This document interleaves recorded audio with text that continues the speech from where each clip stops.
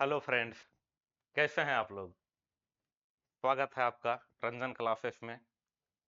मेरा नाम राजीव रंजन हुआ और मैं बिहार सचिवालय सेवा में अभी कार्यरत हूं, असिस्टेंट सेक्शन ऑफिसर के पोस्ट पे। तो हम लोग कुछ शुरू करते हैं, है ना? क्या शुरू करते हैं? तो हम लोग सारे सब्जेक्ट्स को देखेंगे वर्तमान में जो एग्जाम की परिदृश्य है उसकी दृष्टिकोण से। कुछ पॉइंट्स है जिसको हम लोग क्लियर कर दें कि हम लोग सर क्या पढ़ेंगे, कैसे पढ़ेंगे और क्यों पढ़ेंगे। तो फर्स्ट पॉइंट, क्या पढ़ेंगे? तो हम लोग आज के जो एग्जाम का डिमांड है उसके हिसाब से पूछे जाने वाले जीके जीएफ के पहले सारे सब्जेक्ट को हम लोग कंप्लीट करेंगे। ठीक है? कैसे करेंगे? तो हम लोग चार्ट फॉर्म में देखेंगे, बेहतर समझते हुए चलेंगे, कंसेप्ट भी बिल्डअप करेंगे। किस लेवल तक देखेंगे? तो हम लोग जीरो से शुरू करेंगे, एकदम बेसिक से स्टार्ट करेंगे और इसको इतना ऊपर ले जाएंगे कि किसी भी वनडे एग्जाम के लिए सफिशिएंट होगा। जिस लेवल तक अभी पूछ रहा है इससे एक लेवल ऊपर आपको दिखाएंगे, एक नेक्स्ट जेन आपको दिखाएंगे, जो कि आने वाले एग्जाम में भी डिमांड है। हर एग्जाम में दो चार क्वेश्चन आते ही हैं जो कि नेक्स्ट वर्जन के होते हैं, तो हम लोग उसको भी कंक्लूड करके चलेंगे। उसके बाद क्यों पढ़ेंगे? तो हमारा बेसिक मोटो होगा कि हम लोग सिलेक्शन के लिए पढ़ेंगे। बहुत ज्ञान नहीं चाहिए। मैं किसी कॉलेज के प्रोफेसर नहीं हूं मित्र, मैं अभी ही पहले तैयारी ही कर रहा था, अभी पिछला 2 साल से मैं जॉब में हूं। तो ऑब्वियस सी बात है, मुझे वर्तमान परिदृश्य की समझ है कि आज कैसा क्वेश्चन आएगा। कोई भी वनडे एग्जाम में जैसा क्वेश्चन आएगा उसको हम लोग हिट करने का प्रयास करेंगे। और ये वनडे एग्जाम में ग्रुप डी लेवल 1 से लेकर हम लोग किसी भी स्टेट के पीसीएस तक जाएंगे, है ना? अगर आपकी कंसेप्ट अच्छी समझ है तो आप कुछ क्वेश्चन यूपीएससी के भी हिट कर सकते हैं, लेकिन ऐसा हम प्रोमिस नहीं कर सकते कि पूरी क्वेश्चन हिट करेंगे। अगर यूपीएससी की पूरी क्वेश्चन को हिट करते हैं तो फिर उसकी लेवल काफी ऊपर जाएगी, हम लोग काफी टाइम कंज्यूम कर लेंगे। तो हम लोग उतना टाइम नहीं देंगे। किसी भी सब्जेक्ट पे हम लोग हार्डली तो 40 घंटा देंगे। ठीक है? आधे आधे घंटे के आपके पास सेशन आएंगे। प्रयास रहेगा कि 40 से 50 सेशन में हम लोग किसी भी सब्जेक्ट को खत्म करें। हार्डली तो 60 सेशन, है ना? तो हम लोग कुछ सब्जेक्ट को शुरू करते हैं। आज का सेशन में हम लोग पॉलिटी को स्टार्ट कर रहे हैं। तो आज का सेशन पॉलिटी से स्टार्ट करते हैं।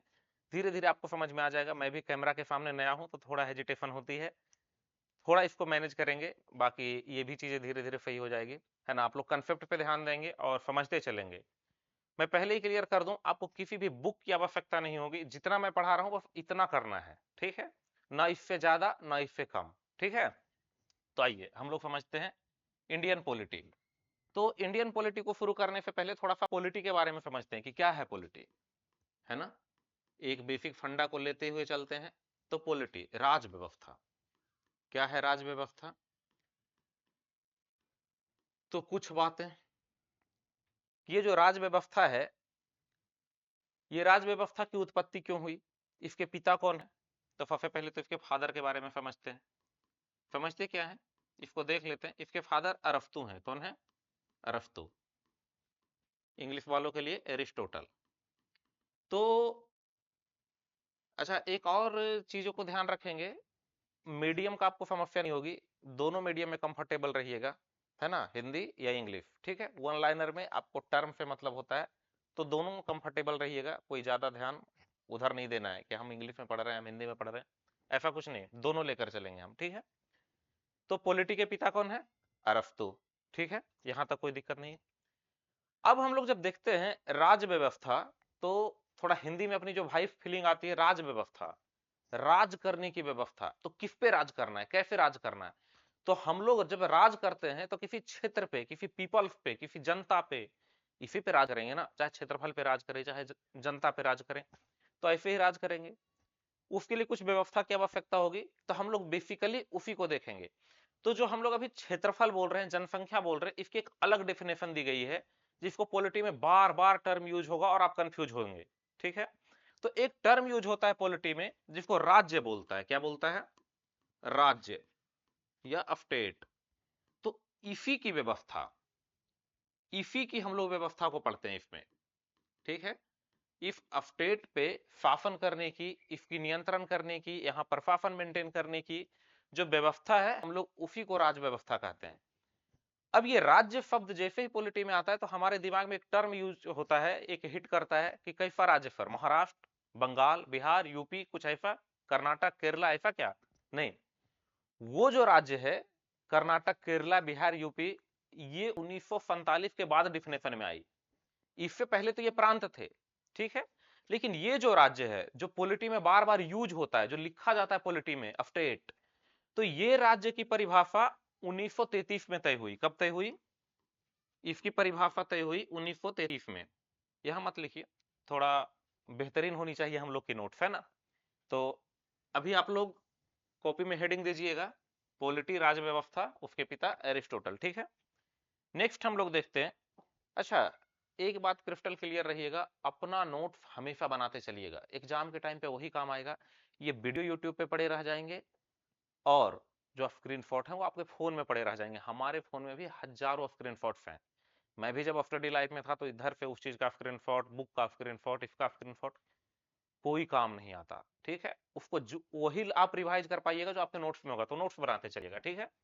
तो हम लोग पहले इस टेक्निकल टर्म को समझते हैं, राज्य। ये राज्य क्या है, यहीं से स्टार्ट होती है पॉलिटी की कि ये राज्य क्या है। तो इसकी परिभाषा 1933 में तय की गई। पूछ सकता है, अभी तक पूछा नहीं है, ठीक है। 1933 में कन्वेंशन हुआ था जिसका नाम था मोंटेविडियो कन्वेंशन। ये मोंटेविडियो कन्वेंशन क्या है? तो जिस शहर में कोई भी मीटिंग होती है उसी के नाम पे रखा जाता है। ये मोंटेविडियो में मीटिंग हुई थी तो मोंटेविडियो कन्वेंशन, इसमें परिभाषा तय की गई। ये मोंटेविडियो कहाँ है? ये उरुग्वे की राजधानी है, उरुग्वे की राजधानी है। ये उरुग्वे कहाँ है सर? तो हम लोग एक सब्जेक्ट को कवर करेंगे, फनफार भरमन, है ना। तो फनफार भरमन के नाम से जो हम लोग सब्जेक्ट देखेंगे उसमें देखेंगे कि ये जो उरुग्वे है ये दक्षिण अमेरिका में एक देश है। अर्जेंटीना और ब्राजील से इसकी सीमा लगती है। नीचे है अर्जेंटीना के पूरब में है दाहिने साइड, और ब्राजील दक्षिण में है, ठीक है। तो ये उरुग्वे ही है जिसकी राजधानी मोंटेविडियो है। 1933 में बैठक होती है और तय होता है कि राज्य किसको कहेंगे। तो इसमें तय किया गया कि राज्य कहने के लिए 4 तत्वों का होना आवश्यक है। कितने तत्वों का होना आवश्यक है? 4। क्या क्या सर? तो पहला कहा गया क्षेत्रफल। क्या? क्षेत्रफल या भूभाग, जिसको टेरिटरी कहते हैं, भूभाग। तो एक तो क्षेत्रफल का होना आवश्यक है, टेरिटरी का। इसको मैं नीचे लिख दूं, थोड़ा जगह बच जाएगा अपने पास। भूभाग। दूसरा, इस भूभाग पे रहने वाले जनसंख्या का होना आवश्यक है, ठीक है, पॉपुलेशन का। तो एक तो भूभाग चाहिए, उस पर रहने वाली जनसंख्या चाहिए। इस जनसंख्या के लिए व्यवस्था मेंटेन करने या सुविधा या नियंत्रण प्रदान करने के लिए एक संगठन चाहिए, चाहे वो एक व्यक्ति का संगठन हो चाहे व्यक्तियों का समूह हो। समझिएगा, जब भी संगठन की बात होगी तो एक से ज्यादा व्यक्ति होगा। तो सिंगल व्यक्ति भी इस पे व्यवस्था चला सकता है और सिंगल से ज्यादा लोग भी एक संगठन के द्वारा व्यवस्था चला सकता है। तो ये जो व्यक्ति होंगे, चाहे वो सिंगल हो चाहे संगठन के फॉर्म में हो, इसको सरकार कहते हैं। तो एक तो सरकार चाहिए, और इस सरकार के पास पूरी अधिकार होनी चाहिए कि आंतरिक या बाहरी कैसा भी मामला हो, मतलब जिस भूभाग और जनसंख्या के लिए ये सरकार है, संगठन है, उसके अंदर का कोई मैटर हो या बाहर का कोई मैटर हो, उस पे ये सरकार स्वयं निर्णय ले पाए। तो इसको कहते हैं संप्रभुता। क्या कहते हैं? संप्रभुता, सोवर्निटी। इसको ऐसे एक बॉक्स में बंद रखते हैं हम लोग, ठीक है। अब ये संप्रभुता दोनों होनी चाहिए, एक आंतरिक और एक बाहरी। एक आंतरिक और एक बाहरी। बाहरी या बाह्य, जिसमें आप कंफर्टेबल हैं, दोनों एक ही टर्म है, एग्जाम में अलग अलग लिखने का तरीका है। तो राज्य होने के लिए 4 तत्व की आवश्यकता है, एक तो भूभाग, दूसरी जनसंख्या, एक सरकार और एक संप्रभुता। अब ये संप्रभुता जो है, हम लोग जैसे देखते हैं, प्रस्तावना पढ़ेंगे तो पढ़ेंगे हम भारत के लोग भारत को एक संपूर्ण संप्रभुत्व। अब जैसे संपूर्ण प्रभुत्व बोलते हैं तो वहां पे जो है, जो अपना पॉलिटी में पढ़नी है संप्रभुता, वो इस देश की संसद, अर्थात, और संसद किसके द्वारा चुनी होती है? जनता में। तो अल्टीमेटली संप्रभुता जनता में निहित होती है, यहाँ की संसद में निहित होती है। लेकिन जब भी अगर बात करेंगे 1933 वाले परिभाषा के अनुसार कि राज्य की जो परिभाषा है, तो यहां संप्रभुता किसकी? तो इस सरकार की। ये संप्रभुता इस सरकार की है यहाँ पे, इस परिभाषा में, ठीक है। ये सरकार ही निर्णय लेगी। मतलब देखिए, हम लोग के यहाँ जो संप्रभुता लिखी गई है वो डेमोक्रेटिक यानी लोकतांत्रिक देश के हिसाब से लिखी हुई है। पर यहां जो परिभाषा दिया गया है ये ऐसा थोड़ी कि राज्य लोकतांत्रिक होगा, तानाशाह भी हो सकता है। तो तानाशाह में सारा डिसीजन कौन लेगा? सरकार। तो संप्रभुता यहाँ पे सरकार के पास होनी चाहिए, ठीक है, चाहे लोकतांत्रिक हो, चाहे तानाशाह हो, चाहे राजतंत्र हो, जैसा भी देश हो, जैसा भी राज्य हो, वहां सरकार ही डिसीजन लेगी। आपको ज्यादा समझ में अगर नहीं आती है तो सीधा सीधी रख लें, ये राज्य को ही वर्तमान समय में देश कहते हैं हम लोग, ठीक है, बाकी कोई मैटर नहीं है। तो एग्जाम में क्वेश्चन आता है कि राज्य होने के लिए कौन से तत्व की आवश्यकता नहीं है, इस तीनों में से कोई एक गायब कर देगा, वही आंसर होगा, ठीक है। ये चारों तत्वों की आवश्यकता है, जिस एक को भी गायब करेगा उसकी आवश्यकता नहीं होगी, ठीक है। उम्मीद करते हैं समझ गए होंगे आप लोग कि राज्य क्या है। यहां तक कोई दिक्कत? कोई दिक्कत नहीं है। आगे चलते हैं, देखिए इसको नोट्स कर लीजिए, वीडियो पॉज करके या स्क्रीनशॉट लेके इसको नोट्स कर लीजिए, ठीक। आगे चलते हैं, तो हम लोग राज्य देखें कि राज्य के ही राज्य व्यवस्था चलानी है। अब एक टर्म है व्यवस्था, क्या है? व्यवस्था। तो किसी भी देश को चलाने के लिए कुछ नियमों की आवश्यकता होती है, ठीक है। तो कुछ आवश्यक मौलिक नियम होते हैं। तो ये जो आवश्यक मौलिक नियम है ना, मौलिक मतलब बेसिक, फंडामेंटल, तो कुछ आवश्यक जो मौलिक नियम है का समूह। तो आवश्यक जो मौलिक नियम है ना, इसी के समूह को व्यवस्था कहते हैं। अब आप ये क्या बोल दिए सर? देखिए क्या हम कहना चाह रहे हैं। एक्चुअली में जब आप ही कोई घर चलाते हैं, कोई काम करते हैं, एक शादी को अरेंज करते हैं, तो उसमें कुछ व्यवस्था करनी पड़ती है ना। कौन खाना बनाएगा, कितने लोगों का खाना बनेगा, कैसे खाना बनेगा, फूल कौन लाएगा, लड़की वाले क्या करेंगे, लड़का वाले क्या करेंगे, बाराती आएगा तो कौन कोल्ड ड्रिंक देगा, कौन डब्बा बांटेगा, हर कुछ की व्यवस्था करनी पड़ती है। तो कुछ मौलिक नियम है ना वहां भी, कि आएंगे, पहले बाराती आएगा तो पहले पानी दिया जाएगा, फिर नाश्ता दिया जाएगा। तो ऐसे कुछ नियम है। तो उसी जो नियम है, जो क्रमवार नियम है, उसी को ही व्यवस्था कहा गया है किसी भी टर्म में। तो अपना पॉलिटी में भी जो हम लोग राज्य व्यवस्था देखते हैं, यहाँ भी व्यवस्था कुछ और नहीं, नियमों का समूह है। अब ये जो मौलिक नियम है, अच्छा मौलिक का मतलब क्या होता है? मौलिक का मतलब होता है अति आवश्यक, बेसिक, मतलब उसके बिना कुछ किया ही नहीं जा सकता, ठीक है। तो जो मौलिक नियम है, बाकी जब पढ़ेंगे हम लोग आगे फंडामेंटल राइट वगैरह, तो इसको और डिटेल में समझेंगे कि मौलिक क्या होता है, ठीक है। अभी तो आप इसको समझिए जो हम समझाने का प्रयास कर रहे हैं, भटकिए नहीं अपने रास्ते से। तो ये जो आवश्यक मौलिक नियम का समूह है, इसको एक बुक का फॉर्म दे दिया जाता है। अब देखिए हम लोग लिस्ट बनाते हैं ना कि कौन क्या करेगा, कोई बड़ा भोज ऑर्गेनाइज हो रहा है तो कोई पानी परसेगा, कोई खाना डालेगा, कोई क्या करेगा, तो सब कुछ लिख के रखते हैं, एक चीट बना लेते हैं। तो बहुत सारा जब नियम हो किसी देश को चलाने के लिए, तो हाँ उस नियम को एक बुक में लिख दिया गया, और जिस बुक में लिख दिया गया ना, उसी किताब का नाम दिया गया संविधान। क्या नाम दिया? संविधान। तो संविधान कुछ और नहीं, किताब है, इसको कॉन्स्टिट्यूशन, ठीक है। अब कहेंगे कि सर जो भारत का संविधान है, तो क्या ये भी एक किताब है? दुनिया की किसी भी देश की संविधान कुछ और नहीं, एक किताब है, ठीक है, जिसमें वो मौलिक नियम लिखे गए हैं जिसके तहत वहां की व्यवस्था को अरेंज की जाएगी, दैट्स इट, ठीक। तो हम लोग जब पूरा भारतीय संविधान देखेंगे, भारतीय राज्य व्यवस्था देखेंगे, तो राज्य व्यवस्था के अंतर्गत मेनली संविधान ही देखना है, ठीक है। इस संविधान की थोड़ी उत्पत्ति पढ़ेंगे, वगैरह वगैरह भी देखते चलेंगे, ठीक है। तो ये संविधान हम लोग समझ गए कि क्या होती है संविधान। हम लोगों ने राज्य समझा, संविधान समझा। अब देखते हैं कि ये जो संविधान है, ये जब है सारे देशों की एक किताब है, जो भी देश है उसके पास अपनी एक कानून की व्यवस्था करने के लिए किताब है, तो वो किताब कैसी है, दुनिया की किताब कैसी है और भारत की किताब कैसी है। तो एक ओवरव्यू ले लेते हैं, यहाँ से एक आध क्वेश्चन कभी कभी बन जाता है। देखिए हम लोग ना ज्यादा पढ़ेंगे जिससे हम लोग कंफ्यूज हो, ना कम पढ़ेंगे, उतना ही पढ़ेंगे जितना एग्जाम का डिमांड हो। एक लेवल आपको ऊपर ले जाएंगे जहां पे कि भविष्य की भी स्कोप हो, कि आप 1 साल बाद 2 साल बाद भी एग्जाम में बैठ रहे हो तो आपको कोई समस्या ना हो, ठीक है। तो आइए समझते हैं संविधान दुनिया के परिप्रेक्ष्य में।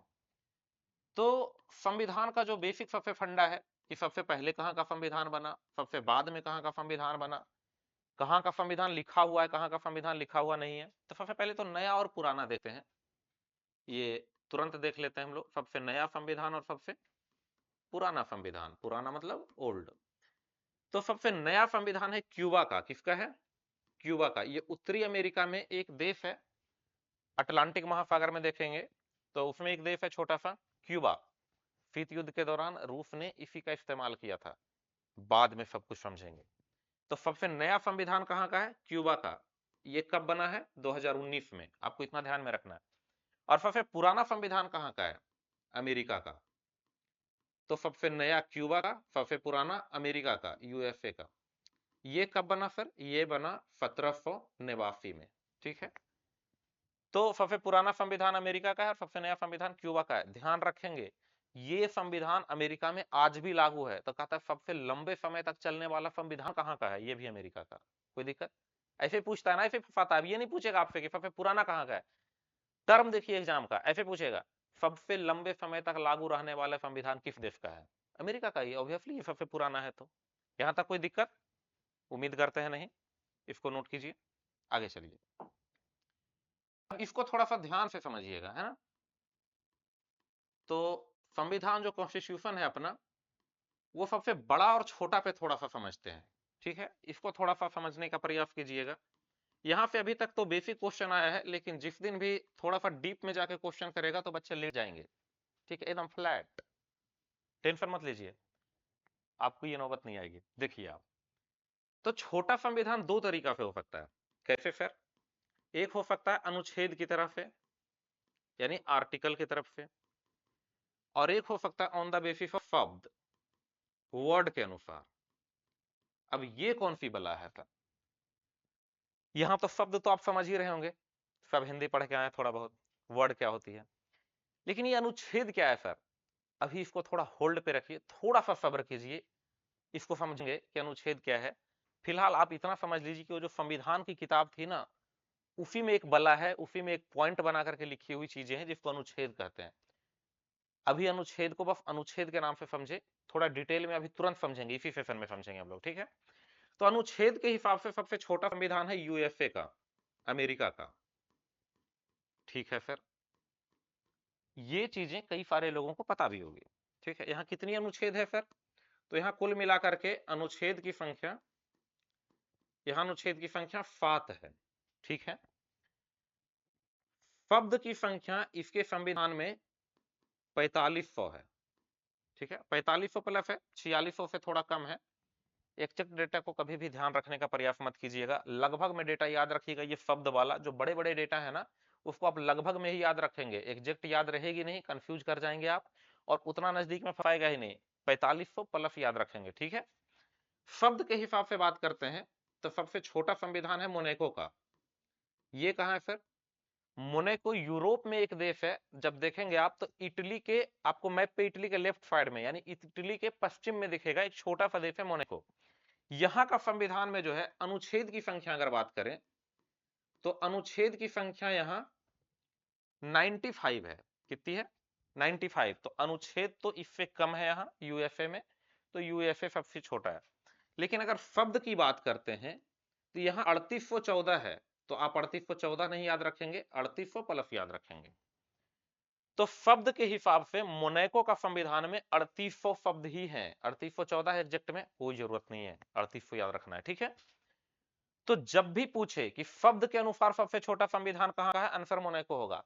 जब भी पूछे कि अनुच्छेद के हिसाब से सबसे छोटा संविधान कहाँ का है, अमेरिका का, कुछ नहीं लिखे कि सबसे छोटा संविधान कहाँ का है, बस इतना सा बात पूछ दे तो आंसर अमेरिका होता है, ठीक है। प्राइमरी लेवल पे आंसर ये होता है, ठीक है। तो प्राइमरी लेवल पे यही आंसर करेंगे, और अगर पूछ दिया कि शब्द के अनुसार, तभी मोनेको आंसर करेंगे। कोई दिक्कत? उम्मीद करते नहीं होगी। जोर देके जब तक शब्द ना लिखे तब तक मोनेको आंसर नहीं करना है। अब बड़ा में भी दोनों तरह से होगा, एक तो अनुच्छेद के अनुसार और एक शब्द के अनुसार। यहां कोई झोलझाल नहीं है, यहां पे दोनों ही केसेज में इसका आंसर भारत है, चाहे शब्द हो चाहे अनुच्छेद हो। क्यों सर?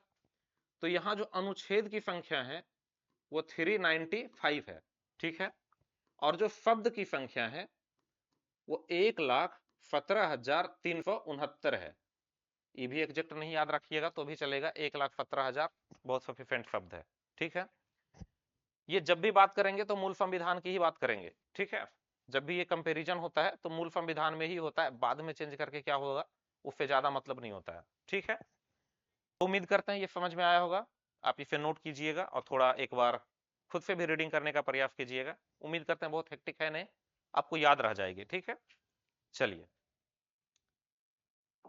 अब हम लोग देखते हैं। अच्छा, ये देख रहे थे छोटा बड़ा संविधान, तो एक नोट है यहाँ पे, एक आता है, छोटा सा नोट लिख लीजिए। एक पॉइंट आता है कि सबसे छोटा देश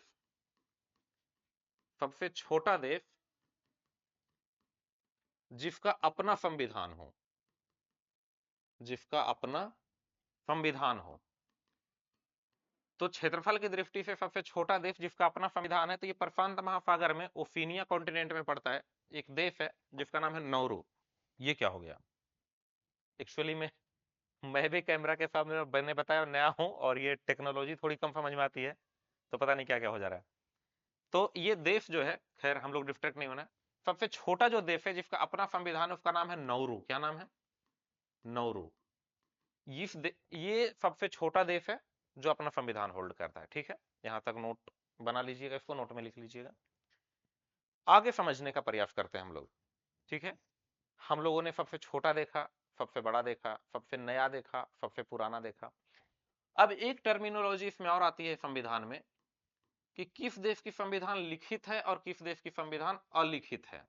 ठीक है, तो लिखित वाले को साइड रखते हैं, वो तो पूछता भी नहीं है कभी, लेकिन फिर भी एक लिखित है। तो लिखित में सबसे बेहतरीन एग्जाम्पल देखते हैं, पहले इसको समझने का प्रयास करते हैं। पहले ये लिखित और अलिखित क्या है, ये कौन सी बला है, पहले समझ लीजिए आप लोग, लिखित और अलिखित। अब देखिए, अभी थोड़ी देर पहले हमने कहा कि संविधान क्या है? किताब है। थोड़ा कंफ्यूज करते हैं, एक लेवल ऊपर दिखाते हैं आपको। अभी हमने कहा कि संविधान एक किताब है, अब कह रहे हैं कि कुछ देश का संविधान लिखित है और कुछ देश का संविधान अलिखित है। मतलब ये अलिखित किताब, क्या कहना चाह रहे हैं सर, हॉरर मूवी है क्या? नहीं नहीं, ऐसा नहीं मित्र, समझिए थोड़ा सा।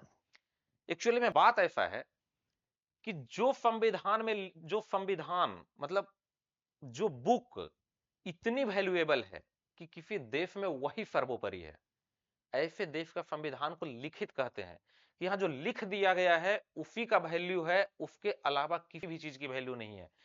अगर यहाँ कोई नया काम, जैसे भारत के उदाहरण लेते हैं, तो यहाँ अगर कोई नया काम संसद भी करना चाहे ना, तो उसको संविधान में ही परिवर्तन करना पड़ेगा, संविधान में ही संशोधन करना पड़ेगा, अदरवाइज कोई गुंजाइश नहीं है।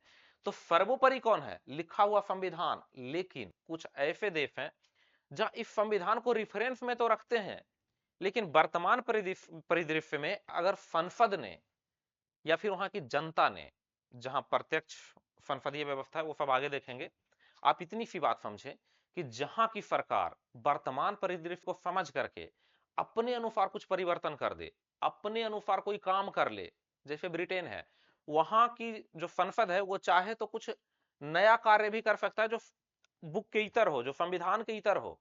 ठीक है, वो ये कहता है कि वर्तमान में जो डिमांड है हम वो काम करेंगे। वो संविधान एक रेफरेंस के रूप में रखा हुआ है कि किसी का ज्यादा कुछ हनन ना हो, कुछ मतलब किसी को बहुत ज्यादा ये ना हो जाए, इसलिए। तो जहां उस किताब को, संविधान को सर्वोच्चता दिया गया उसको लिखित कहते हैं। जहां उस किताब को रेफरेंस मात्र रख के संसद पूरी कार्य करती है, वर्तमान परिदृश्य को देखते हुए कार्य करती है, वहां के संविधान को अलिखित कहते हैं। ठीक है, लिखित में तो अमेरिका, रूस, भारत आदि कई सारे देश हैं। इधर तो लगभग देश इधर ही हैं लिखित में। ठीक है, दुनिया की ज्यादातर देश लिखित में ही है। ठीक है, अब अलिखित की बात करते हैं, तो यहां कुछ एग्जांपल याद रखिएगा। एक्चुअली में आपको यही बात पूछेगा कि किस देश का संविधान लिखित नहीं है, और यहां पे कोई एक ऑप्शन डालेगा, या फिर पूछेगा किस देश का संविधान लिखित है, तो यहाँ पे 3 ऑप्शन डालेगा जिसकी संभावना कम है। ज्यादातर ही पूछता है किस देश की संविधान लिखित नहीं है, और यहाँ से एक ऑप्शन कोई उठा के डालता है। ठीक है, तो कुछ 2 4 5 एग्जाम्पल यहाँ रख लीजिए। एक तो ब्रिटेन, जो कि कई सारे लोग को पता भी होगा, नहीं पता है तो ध्यान में रखेंगे, ब्रिटेन। एक है न्यूजीलैंड, यहाँ का संविधान भी अलिखित है। फिर कनाडा, अभी इसको हम याद करवाते हैं कि याद कैसे होता है। कनाडा, इजराइल, इजराइल, सऊदी अरब, सऊदी अरब, और भी देश है, लेकिन ये 5 याद रखिएगा आदि। यही 5 क्यों सर? ये पांचों चर्चा के विषय में रहता है। देखिए क्यों, ये जो ब्रिटेन है ना, इसकी ज्योग्राफिकल कंडीशन इस न्यूजीलैंड से मैच करती है। तो न्यूजीलैंड को ईस्टर्न ब्रिटेन कहते हैं, पूर्वी ब्रिटेन कहते हैं न्यूजीलैंड को। तो ऐसे याद रखेंगे, ब्रिटेन और पूर्वी ब्रिटेन, न्यूजीलैंड, इसको क्या नाम दिया जाता है? इसको पूर्वी ब्रिटेन भी कहा जाता है। ठीक है, ठीक है। तो एक तो ब्रिटेन और एक न्यूजीलैंड, अमेरिका का लिखित है लेकिन बगल में कनाडा का अलिखित है, ऐसे ही अभी तुरंत याद किए थे, अमेरिका का पुराना और बगल में क्यूबा का नया है, ठीक है। और इजराइल और सऊदी अरब ये दोनों एक दूसरे के देखबे करते हैं, उल्टा पुल्टा रहते हैं। मैं टिप्पणी नहीं कर रहा हूं किसी चीज पे, लेकिन याद रखेंगे कि ये दोनों जो वहां पे है, सऊदी अरब और इजराइल, ये दोनों की भी संविधान अलिखित है, ठीक है। उम्मीद करते हैं कि आप लोगों ने इतनी बातें समझे होंगे। तो हम लोगों ने अब तक क्या क्या देखा, इसको थोड़ा सा देखिए, एक बार रिवाइज कर लेते हैं कि हम लोगों ने क्या देखा। देखिए, तो यहां पे देखते हैं, हम लोगों ने पहले समझा राज व्यवस्था जिसके पिता अरस्तु हैं, ठीक है। फिर हम लोगों ने समझा कि राज व्यवस्था के अंतर्गत किसकी व्यवस्था, तो राज्य की राज व्यवस्था। तो राज्य की परिभाषा 1933 में मोंटेविडियो कन्वेंशन जो उरुग्वे की राजधानी थी वहां तय हुई। 4 तत्व की आवश्यकता थी, क्षेत्रफल, जनसंख्या, सरकार और संप्रभुत्व। थोड़ा आगे जाकर के अगर देखने का प्रयास कीजिएगा ना, तो जो ये दोनों तत्व हैं ये भौतिक हैं। कैसे हैं? भौतिक, फिजिकल। और ये जो दोनों तत्व हैं ये आध्यात्मिक हैं। ये तो फिजिकल है नहीं, स्पिरिचुअल है ना। तो इस दोनों को आप टच नहीं कर सकते हैं। सरकार जो आप देखते हैं ना, जैसे अभी यहाँ की गवर्नमेंट बीजेपी की गवर्नमेंट है, तो आप नरेंद्र मोदी, योगी, इनको छू के देख सकते हैं, सरकार को नहीं छू सकते। सरकार कौन है भाई? सरकार एक टर्म है या स्पिरिचुअल टर्म है। तो सरकार और संप्रभुता ये दो ऐसे तत्व हैं जो आध्यात्मिक हैं, और क्षेत्रफल और जनसंख्या तो भौतिक है। तो ये हमने राज्य का डिफिनेशन देखा। फिर हमने देखा व्यवस्था क्या होता है, तो मौलिक नियमों का समूह को ही व्यवस्था कहते हैं। इसको जिस किताब में लिख दिया जाए उसको संविधान कहते हैं। फिर हमने देखा संविधान सबसे पहले कहाँ का लिखा गया, अमेरिका का लिखा गया 1789 में। फिर क्यूबा का लिखा गया सबसे नया 2019 में, ठीक है। फिर हमने देखा संविधान छोटा और बड़ा क्या है। तो छोटा जब भी पूछता तो अनुच्छेद के आधार पर प्राइमरी अब तक पूछते आया है, तो इसका आंसर अमेरिका होता रहा है। अनुच्छेद के हिसाब से 7 है, लेकिन जिस दिन पूछ दिया कि शब्द के अनुसार से सबसे छोटा कहाँ का संविधान है, तो मोनाको का, यूरोप में ये एक देश है। अनुच्छेद यहाँ 95, लेकिन शब्द 3800 ही है। और बड़ा में भारत का है, भारत का थोड़ा ध्यान रखिएगा 395 और शब्द 1,17,000। 369 भी याद रख होता है तो रखिए, अदरवाइज छोड़ दीजिए। 1,17,000 शब्द थे भारत के मूल संविधान में, उसी को याद रखेंगे। ये सब हमने देखा। फिर हमने एक नोट लिखा कि नौरू सबसे छोटा देश है जिसका अपना संविधान है। फिर हम लोगों ने पढ़ा लिखित और अलिखित क्या होता है। तो जहां सर्वोच्चता थी उस किताब की वहां लिखित, और जहां वो किताब रिफरेंस मात्र था अलिखित। ये अलिखित में से 5 देश का नाम ज्यादा फेमस है, ब्रिटेन, न्यूजीलैंड, कनाडा, इजराइल और सऊदी अरब। ये पांचों हमने वही एग्जांपल दिया जो आज के डेट में चर्चा का विषय भी रहते हैं, ठीक है। तो आज का सेशन को हम लोग यहीं रुकते हैं। कल से हम लोग भारतीय संविधान पे आएंगे कि भारतीय संविधान क्या है, उसको समझेंगे। भारतीय संविधान कैसे बना उसको समझेंगे। अगला सेशन में हम लोग यही समझेंगे कि भारत का संविधान को बनाने के लिए संविधान सभा क्या थी, कि कैसे उसकी मांग की गई, कैसे भारत का संविधान बना। आगे के सेशन में हम लोग देखते चलेंगे। आज का सेशन को हम लोग यहीं रोकते हैं। आपके कोई सुझाव, शिकायत, कोई सलाह कमेंट बॉक्स में आमंत्रित है। मैं नया हूं, आपका सलाह, आपका सुझाव हमें और भी निखारेगा। हम लोग मिलके साथ साथ पढ़ेंगे, है ना। मैं पहले क्लियर कर चुका हूं, मैं कोई प्रोफेसर नहीं हूं। तो मैं उतना ही पढ़ाऊंगा और वही पढ़ाऊंगा जो एग्जाम की डिमांड है वर्तमान समय में जो मांगी जाती है। तो मिलते हैं अगले सेशन में। विदा लेते हैं आप लोग के साथ। तब तक के लिए जय हिंद, जय भारत।